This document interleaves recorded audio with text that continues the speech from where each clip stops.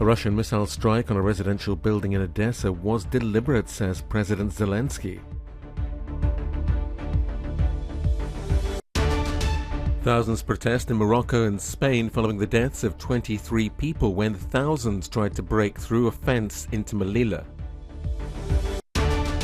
Biden rallies support among Democrats and looks to codify abortion rights in the U.S.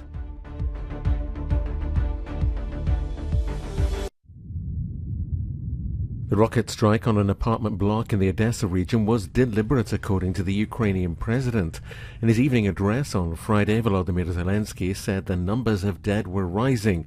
At least 21 people were killed after a Russian missile attack on Serhivka hit a 9-story residential building, wounding dozens.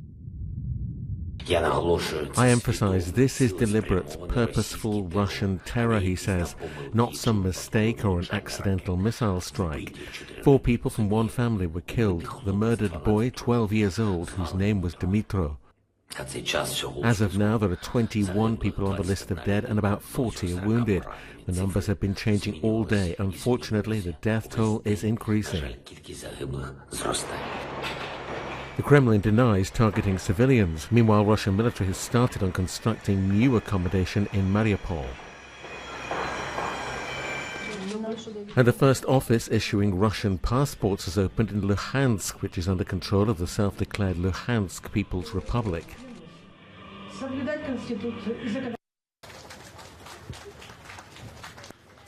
It's a rare moment when citizens are clapping to greet an EU leader.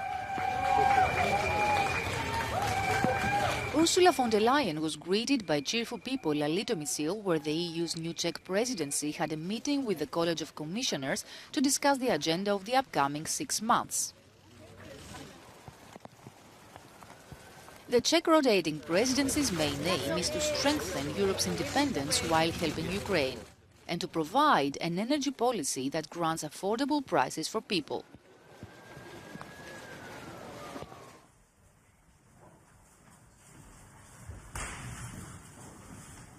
Protože ceny energií dusí naše ekonomiky, způsobují problém domácnostem a občanům, vyvolávají neklid u lidí a my to vidíme jako jeden z velkých úkolů, které před námi pro ty příští měsíce stojí. The European Commission endorses the aim of Prague to provide affordable energy. Vera Jourova, the Commission Czech Vice President, told Euronews earlier that the EU's recent steps were putting much pressure on people and that needs to change. We will have to take the proper decisions, not to hurt us more than Russia by the sanctions, and we have to stay united in resolute reactions on the aggression, and at the same time apply reasonable and well thought through politics and decisions which will ease the situation for Europeans, because indeed we want maybe too much from the people now. The Commission is working on a contingency plan to prepare for gas shortages if Russia cuts supplies. According to the EU Commission, gas storages on average are 53% filled. Efi Koutsakosta, Euronews, Brussels.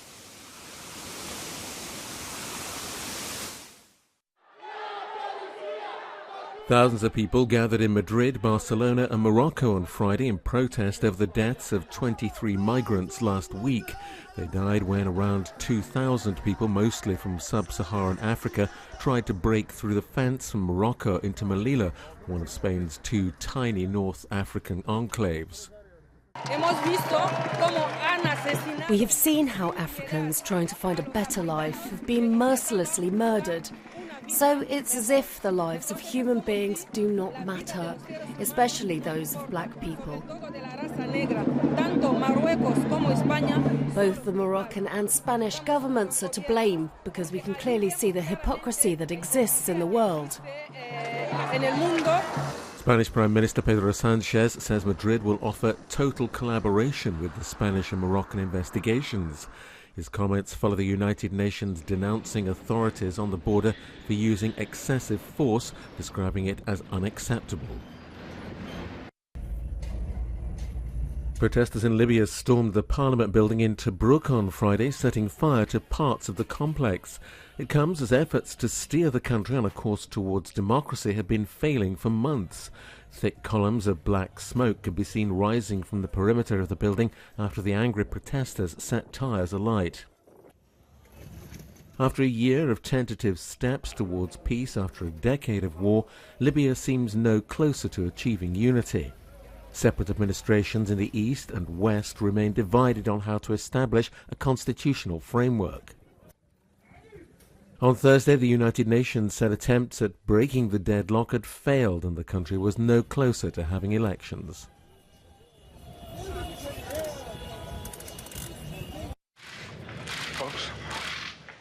The US federal government insists it will protect women who travel for an abortion. President Joe Biden made the comment during a virtual meeting with Democrat governors on Friday. It follows the Supreme Court's decision to overturn the historic Roe v. Wade ruling, which now allows each state to determine whether terminations can be performed. If extremist governors try to block a woman from traveling from her state that prohibits her from seeking medical help she needs to a state that provides that care, the federal government will act to protect her bedrock rights through the Attorney General's office. Second, if states try to block a woman from getting medication the FDA has already approved and has been available for more than 20 years, my administration will act and protect that woman's right to that medication. He was encouraging governors to help him gain a majority in the sharply divided Senate in the upcoming midterm elections in November, so he can end Senate filibuster rules and get abortion rights codified. The overturning of the 50-year-old nationwide right to abortion has sent shockwaves throughout the country. Since the decision, 13 states have already blocked or reduced termination access.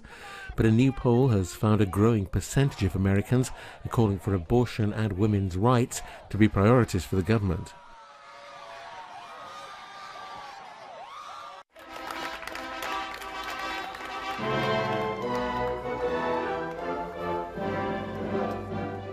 Gay and lesbian couples in Switzerland can now officially tie the knot, as a new law on same-sex marriage came into force on Friday. Euronews spoke to one Swiss couple who are looking forward to their special day. We feel very emotional, actually. I mean, we've waited such a long time to be finally equally allowed to marry. It's incredible.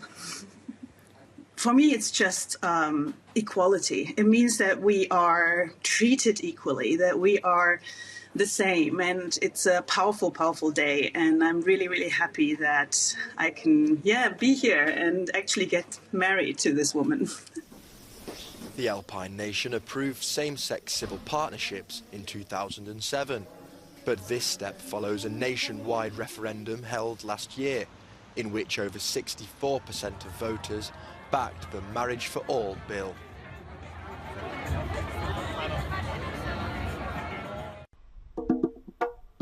At London's prestigious V&A Museum, Africa fashion retraces the continent's clothes from the years of liberation in the 50s and 60s to today's eclectic and cosmopolitan styles.